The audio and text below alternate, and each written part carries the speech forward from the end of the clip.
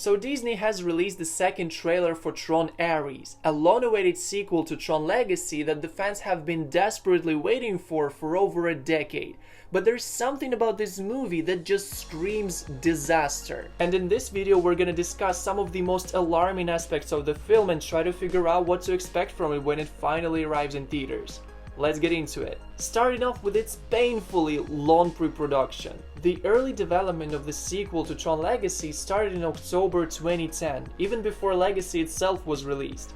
And then there was the box office performance. Unfortunately, with the production budget of 170 million and 401 million earned at the box office, Legacy had barely broke even, which was a pretty underwhelming result for a sci-fi blockbuster of such scale. Nonetheless, the pre-production of the third chapter was still going forward with the same director and the same people writing the script.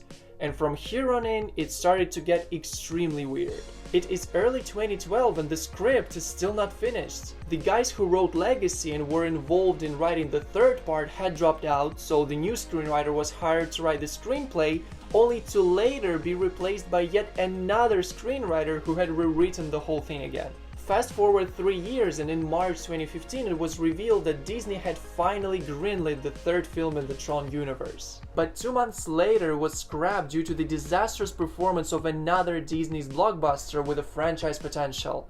I'm talking about Tomorrowland. In 2016, there were talks going on among the studio executives about Tron's future, where it was decided to freeze the third part's development due to the acquisition of Lucasfilm and Marvel Entertainment, which clearly had much bigger potential. 2017 was the year when the vision for the project was completely overhauled. There is no Tron Legacy sequel anymore. Now it is a complete reboot with a totally different cast and director. And for 5 whole years there were almost no major updates on the film's development. Only in 2022, Jared Leto, who had been cast in the reboot in 2017, stated that the movie was still happening. Great, that was really reassuring. Thanks, Jared. And the people involved in the production just kept leaving. In 2023, the director who was hired in 2020 stepped down and a new one replaced him.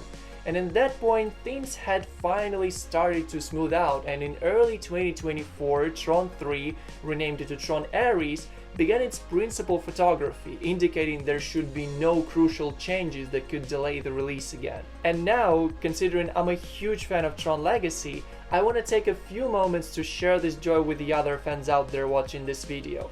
After 15 years of waiting, we're finally getting another Tron movie, so drop a like, subscribe to the channel and celebrate this with me. And now we stop celebrating, because we are far from done with the potential bad stuff this film has. So we've already talked about Tron Ares having 3 different directors attached to it at different time periods. And the third director, Joachim Ronning, who eventually ended up making the whole thing, is something that I'm also very worried about. As I've said in one of my videos before, for the last 8 years Ronning has been the director of Disney, and while it's unclear whether he has some kind of a contract with the studio, his filmography just says it all. Pirates of the Caribbean 5, Maleficent 2, Young Woman and the Sea. I wouldn't have even said anything against the guy if the films he made were decent, but they weren't decent by a long shot, except for maybe Young Woman and the Sea, but it was a small biographical movie that didn't even make it to the worldwide release. And now let's compare Ronning to Joseph Kosinski, who made Tron Legacy. Despite having no degree in filmmaking, he managed to make Legacy a spectacular blockbuster with groundbreaking visual design that was way ahead of its time. I bet that if you watched it in 2025, you'd agree that it still looks amazing, even compared to newer films of the same type. After Tron Legacy, he moved on to directing other projects, and while none of them can be called masterpieces, what they all have in common is how stunning they are with their visuals. Whether it's Oblivion, Top Gun Maverick, or the recently released Formula 1 film, just by watching their trailers alone you can tell there's something truly special about how they look. But let's come back to Tron Ares. My point here is that it won't be as innovative and unique as Legacy was because there is no visionary director anymore.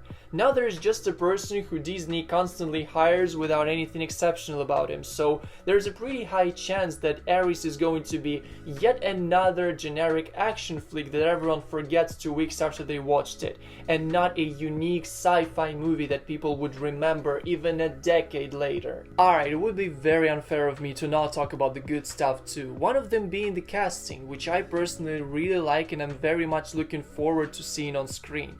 But there's one particular actor whose presence in the project just doesn't sit right with me.